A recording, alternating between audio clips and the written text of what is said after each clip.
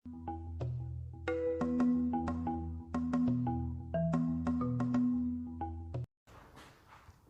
दोस्तों, तो मैं आज जो टॉपिक स्टार्ट कर रहा हूँ वो है साझेदारी खाते सामान्य परिचय।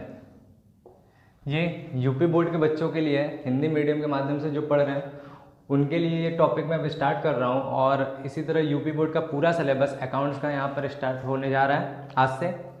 और इसमें ये ध्यान रखना है कि ये जो मैं सिलेबस जिस तरह से जिस बुक से मैं पढ़ा रहा हूँ उस बुक का नाम है SM शुक्ला, जो यूपी बोर्ड के लिए अच्छा बुक है। उससे आपको अच्छा हेल्प मिलेगा और उसी के सारे क्वेश्चंस मैं यहाँ सॉल्व भी कराऊंगा और उसी से सारे डिटेल्स भी होंगे। ठीक है, तो चलिए स्टार्ट करते हैं। देखिए, पहला जो चैप्टर है वो क्या है, साझेदारी खाते सामान्य परिचय, यानी साझेदारी खाते का इंट्रोडक्शन। ठीक है, तो चलिए देखते हैं इसमें क्या है। सबसे पहले हम लोग साझेदारी को समझते हैं, साझेदारी है क्या। तो पहला हेडिंग साझेदारी। तो साझेदारी एक ऐसा व्यावसायिक उपक्रम है, साझेदारी एक ऐसा व्यावसायिक उपक्रम है जिसके लिए एक अलग से विधान बना हुआ है। जैसे कंपनी के लिए कंपनी अधिनियम बना है, उसी तरह साझेदारी के लिए भी साझेदारी अधिनियम बना है, जो भारत में भारतीय साझेदारी अधिनियम 1932 है। 1932 है, ठीक है, भारतीय साझेदारी अधिनियम 1932 है। और जिसकी धारा 4 के अनुसार साझेदारी को परिभाषित किया गया है। ठीक है, बात समझ में आया। भारत में जो साझेदारी अधिनियम है वो कब बना था, 1932 में बना था। और जिसकी धारा 4 में साझेदारी को परिभाषित किया गया। और क्या परिभाषित किया, चलिए उस परिभाषा को समझते हैं। तो बताया गया है कि साझेदारी उन व्यक्तियों का संबंध है। साझेदारी क्या है, साझेदारी उन व्यक्तियों का संबंध है जो एक ऐसे व्यापार के एक बात समझना है कि साझेदारी क्या है, साझेदारी व्यक्तियों का संबंध है। लेकिन कितने व्यक्ति, 2 या 2 से अधिक। ठीक है, 2 या 2 से अधिक व्यक्तियों का संबंध है। और संबंध भी कैसा है, संबंध जो है व्यावसायिक संबंध है, ना कि आपका कोई ब्लड रिलेशन है या फीलिंग का कोई रिलेशन है। कोई भी आपका फीलिंग का भी रिलेशन नहीं, इमोशंस की भी रिलेशन नहीं, और इसमें क्या है इसमें आपका ब्लड रिलेशन भी नहीं है, बल्कि क्या है, व्यावसायिक संबंध की बात हो रही है। एक उन व्यक्तियों का एक ऐसा संबंध है जो क्या करते हैं, जो एक ऐसे व्यापार के लाभों को, जो एक व्यापार चलाते हैं और व्यापार में क्या करते हैं, व्यापार करके लाभ कमाते हैं। यानी एक ऐसा व्यापार, एक ऐसा काम करते हैं जिसमें जो उनका उद्देश्य होगा कि लाभ आए।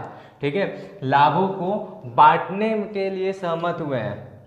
लाभ कमाएंगे और लाभ कमा के जो आपसी संबंध जितने लोग इकट्ठा हुए हैं आपस में क्या करेंगे, उस लाभ को बांटेंगे। ठीक है, बांटने के लिए सहमत हुए हैं, जो कि उन सबके द्वारा जो व्यवसाय जो चलेगा वो क्या होगा, वो सबके द्वारा चलेगा। या तो वो सब मिलकर चलाएं, जैसे 2 या 2 से अधिक व्यक्ति हैं तो वो सारे के सारे मिल के चलाएं।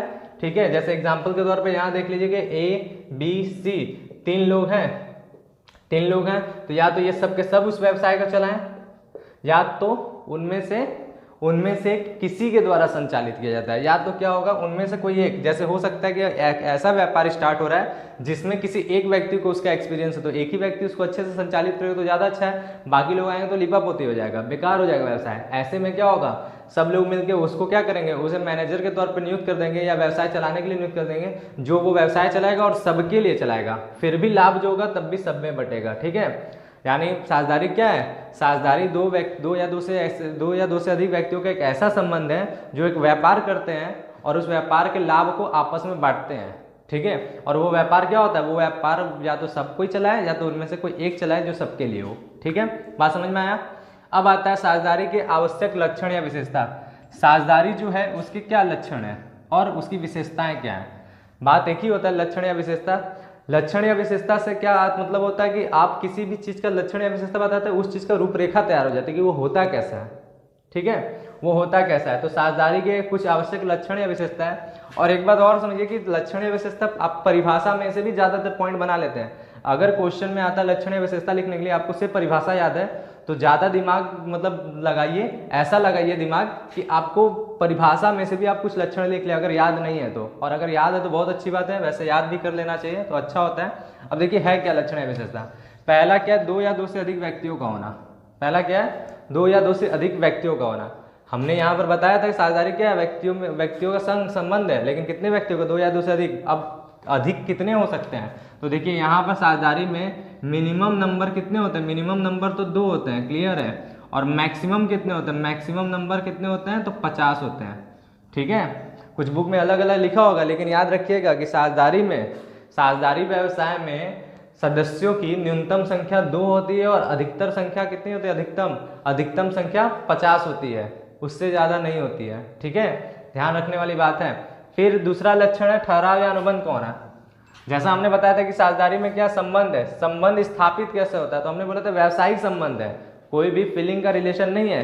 तो संबंध स्थापित करने के लिए वो लोग क्या करते हैं, आपसी ठहराव या अनुबंध करते हैं, यानी आपस में वो लोग क्या करते हैं, आपस में वो लोग एक नियम कानून साझा करते हैं जिसमें अपनी सहमति देते हैं कि ठीक है हम इतना तो आप इतना लाभ बांटेंगे, हम इतना तो आप इतना पूंजी लगाएंगे, हम इतना तो आप इतना आहरण निकालेंगे, इस प्रकार का, यानी सारे नियम एवं कानून व्यवसाय से संबंधित स्थापित करेंगे। और उसी नियम एवं कानून को स्थापित करना ही क्या कहलाता है, ठहराव या संबंध कहलाता है, अनुबंध कहलाता है। अब ऐसे कंडीशन में अब ये होता कैसे है, तो पता है कि जो भी नियम कानून बनते हैं तो लोग लिख के बनाते हैं, लेकिन ज़रूरी नहीं है, कभी कभी व्यवसाय जो होता है मौखिक रूप से आपस में हम लोग तैयार करके भी बना लेते हैं।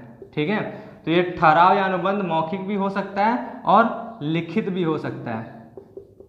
बात समझ में आया, ठहराव या अनुबंध मौखिक भी हो सकता है और लिखित भी हो सकता है, और ज़्यादा अच्छा होता है कि आप लिखित कर लो, मौखिक अच्छा नहीं होता है, लेकिन दोनों हो सकता है। अगर कोई पूछेगा कि साझेदारी व्यवसाय में ठहराव या अनुबंध कैसा होता है, लिखित होता है, मौखिक होता है या दोनों होता है, तो दोनों हो सकता है, दोनों हो सकता है, कोई इस पर रोक टोक नहीं है। ठीक है, फिर आता है क्या, कारोबार का होना है। देखिए साझेदारी व्यवसाय साझेदारी तभी कहलाएगा जब आप ठहराव भी कर सकते हैं, 2 या 2 से अधिक व्यक्तियों का भी इकट्ठा कर सकते हैं, लेकिन ऐसे करने से आपका साझेदारी नहीं कहलाएगा। साझेदारी होने के लिए व्यापार भी जरूरी है, व्यापार भी जरूरी है, क्योंकि जब तक आप व्यापार नहीं स्टार्ट करोगे तब तक उसका कोई मतलब नहीं है। ठीक है, क्योंकि साझेदारी क्या व्यावसायिक उपक्रम है, तो एक व्यापार होना जरूरी है, तो कारोबार भी चलते रहना चाहिए। उसके साथ साथ कारोबार का उद्देश्य जो है वो लाभ कमाना होना चाहिए, और लाभ को आपस में विभाजित भी करना चाहिए, उसे विभाजित करना। ठीक है, यानी क्या है, साझेदारी तभी होगा जब आप व्यापार करेंगे, और व्यापार करते हैं तो किस उद्देश्य से करेंगे, लाभ कमाने के लिए, समाज सेवा के लिए नहीं, सेवा प्रदान करने के लिए नहीं। बात समझ आया, व्यापार का उद्देश्य क्या होना चाहिए, लाभ कमाना। ठीक है, लाभ को आप ध्यान में रखते हुए व्यवसाय करेंगे, और जब लाभ कमाएंगे तो अकेला कोई नहीं रखेगा, बल्कि क्या होगा, ये सारे के सारे जितने भी साझेदार होंगे वो आपस में बांटेंगे, कुछ उनका अपना अनुपात होगा जिस अनुपात में वो लाभ बांटेंगे, लेकिन बांटना जरूरी है, एक आदमी नहीं रखेगा। अगर एक आदमी उस व्यापार के लाभ को रख लेता तो वो व्यापार आपका एकाकी व्यापार हो जाएगा, बाकी लोग इसके नौकर हो सकते हैं। ठीक है, अगर इनको सैलरी वेतन दे के रख लिया है, लेकिन तभी वो साझेदारी कहलाएगा जब लाभ आपस में सब कोई बांटेगा, एक लोग नहीं रखेगा। ठीक है, तभी वो साझेदारी होगा। उसके बाद होता है कारोबार का सभी साझेदारों या उनमें से किसी एक के द्वारा चलाया जाना। जैसे यहाँ पर भी हमने बताया था, कारोबार जो होगा वो सबके सब आपस में मिल के चलाएं, जितने भी साझेदार हैं 2 या 2 से अधिक में, वो सबके सब आपस में मिल के चलाएं, या फिर क्या हो सकता है, या फिर उनमें से कोई एक आदमी जो अनुभवी है उसको रख लिया जाए कि आप ही चलाओ, आप अच्छा चलाओगे। तो ऐसे कंडीशन में ये इसके लक्षण है, समझ में आया। तो ये हमारा साझेदारी है। फिर सबसे इम्पोर्टेंट ये संबंध है साझेदारी का, ज़्यादातर ऑब्जेक्टिव क्वेश्चन में पूछे जाते हैं, कॉम्पिटिटिव एग्जाम हो या फिर आपके नॉर्मल एग्जाम भी हो, तो उसमें भी ये पूछा जाता है कि ये संबंध देख करके, ये लक्षण देख करके, ये किसका लक्षण है, किस प्रकार के व्यवसाय का। तो ये साझेदारी का लक्षण है। क्या, प्रधान तथा अभिकर्ता का संबंध। होता क्या है कि साझेदारी में ये सब के सब आपस में क्या, आपस में मालिक की तरह भी है और आपस में नौकर की तरह भी है। प्रधान का मतलब मालिक, अभिकर्ता का मतलब नौकर, यानी स्वामी एवं एजेंट। ठीक है, एजेंट का संबंध। अब ऐसे कंडीशन होता क्या है, जब ए बी और सी को कोई भी काम बोले व्यवसाय का कि तुम करो, तो बी और सी उसको करेंगे एजेंट की तरह, और ए जो होगा वो स्वामी की तरह हो जाएगा। उसी तरह जब बी बोलेगा तो ए और सी कहेंगे, और सी बोलेगा तो ए और बी कहेंगे, लेकिन काम याद रखिएगा, काम व्यावसायिक होना चाहिए, व्यापार से संबंधित होना चाहिए, और उसी व्यापार से संबंधित होना चाहिए जिस व्यापार में ये लोग साझेदार हैं। किसी दूसरे व्यापार का वो काम नहीं करेंगे। ठीक है, और उनका पर्सनल काम भी नहीं करेंगे, केवल और केवल कैसा करेंगे, केवल और केवल जिस व्यापार के वो साझेदार हैं उसी व्यापार का काम करेंगे। बात समझ में आया। तो इनके बीच में एक ऐसा भी संबंध होता है जो बहुत इंपॉर्टेंट है, ध्यान रखिएगा। ठीक है, ये इसके 6 लक्षण होते हैं। अब बात आता है, अगली हेडिंग हम लिखते हैं क्या, साझेदारी संलेख।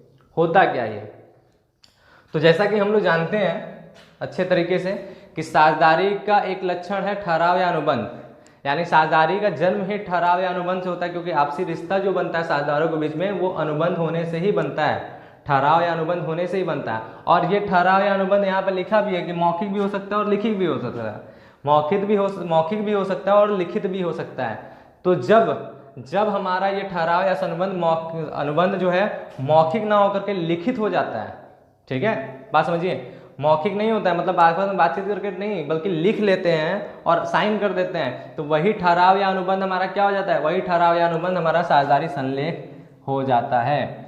जैसा समझ में आया, जैसा यहाँ पे लिखा है, जैसा कि हम जानते हैं कि साझेदारी का जन्म ठहराव या अनुबंध से होता है, ठीक है, जो लिखित या मौखिक दोनों हो सकता है। यदि अनुबंध लिखित होता है तो उसे ही साझेदारी संलेख कहते हैं, ठीक है। सीधी सी बात है, जब हम लोग जो नियम कानून बनाते हैं उसको लिख के बना लेते हैं, तो वही नियम कानून का जो किताब होता है, ठीक है, या जो भी हम लोग पेपर बनाए हैं, वही पेपर जो है हमारा क्या डॉक्यूमेंट, वही डॉक्यूमेंट हमारा साझेदारी संलेख कहलाता है। तो यहाँ पर इसको बताया भी है दूसरे शब्दों में।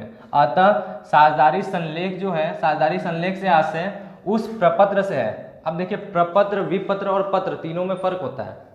विपत्र जो होता है वो विशेष पत्र को दर्जा देता है, प्रपत्र होता है जो प्रमुख पत्र का दर्जा देता है, और पत्र जो है नॉर्मल होता है, ठीक है। तो यहाँ प्रपत्र का सेंस समझिए, साझेदारी का सबसे प्रमुख पत्र यही है, प्रमुख पत्र। प्रपत्र का मतलब क्या, प्रमुख पत्र। साझेदारी व्यवसाय का जो डॉक्यूमेंट बनता है उसमें सबसे इंपॉर्टेंट डॉक्यूमेंट क्या है, साझेदारी संलेख। बात समझ में आए, इसलिए प्रपत्र है। साझेदारी संलेख का आशय उस प्रपत्र से है जिसमें साझेदारी व्यवसाय से संबंधित सभी नियम एवं शर्तों को लिखा जाता है। जिसमें हम लोग व्यवसाय जो करने जा रहे हैं, जो साझेदारी हम लोग स्टार्ट किए हैं और व्यवसाय जो करने जा रहे हैं, उस व्यवसाय संबंधित सारे नियम कानून, आपसे रिलेटेड भी और व्यवसाय से संबंधित में, उसके हिसाब किताब को लेकर, उसमें बांटने को लेकर, उसका रिकॉर्डिंग को लेकर, सारे चीज का डिटेल इसके अंदर बता दिया था कि वो सब कैसे कैसे होगा, ठीक है। यानी ये कह सकते हैं कि साझेदारी संलेख इसका आईना है। अगर आप साझेदारी संलेख को पढ़ लेंगे तो आप पूरे के पूरे साझेदारी व्यवसाय का एक पूरा स्ट्रक्चर समझ जाएंगे कि वो किस प्रकार से होने वाला है और कैसे कैसे उनमें सब काम होता है, ठीक है। इसमें क्या क्या बातें लिखी जाती है तो आप नॉर्मली अपने मन से समझ भी सकते हैं कि इसमें क्या होगा। पहले तो व्यवसाय का नाम होगा, उसका एड्रेस होगा, व्यवसायी का नाम होगा, जितने भी साझेदार हैं उनका नाम होगा, उनका एड्रेस होगा, वो कितनी पूंजी लगाते हैं, उनका लाभ का अनुपात क्या होगा, पूंजी पर ब्याज कैसे होगा, आहरण पर ब्याज कैसे होगा, आहरण कितना निकालते हैं, ये सारे संबंधित चीजें, ये सारे व्यवसाय संबंधित चीजें साझेदारी संलेख के अंदर लिखा जाता है।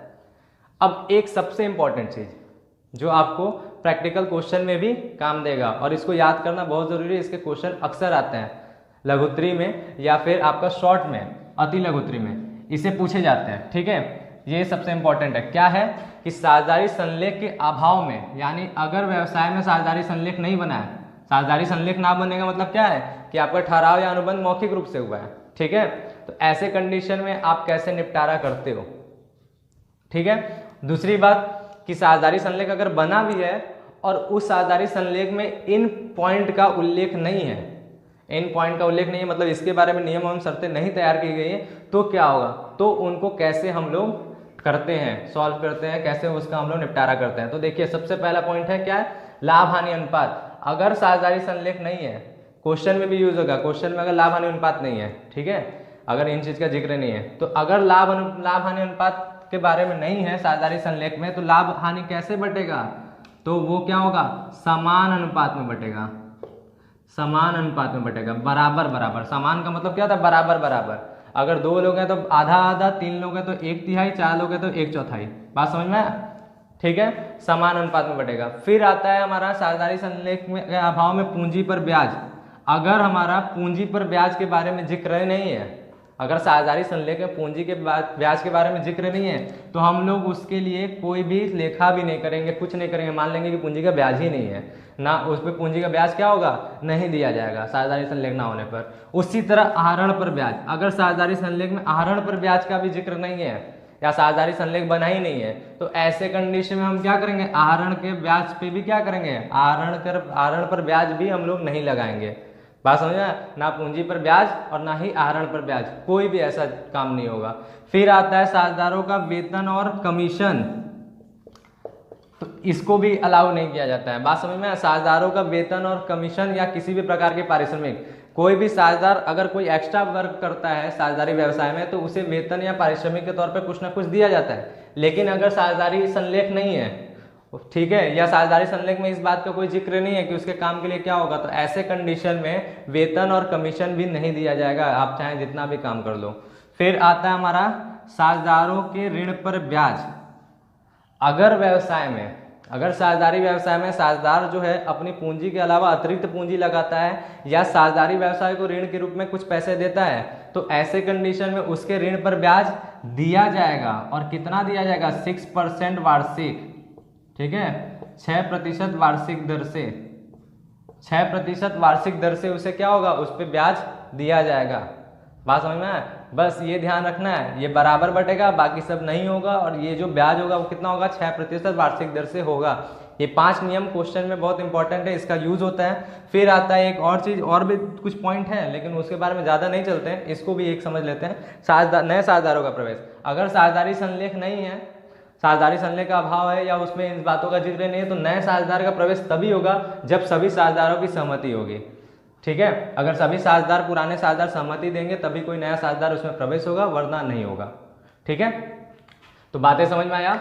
हाँ, इस चीज़ को आप नोट भी कर सकते हैं, क्योंकि अच्छा नोट मिलेगा आप लोगों को ऐसे भी लिखा हुआ, तो आप इसको नोट्स भी बनाते जाइए अच्छे तरीके से और पढ़िए।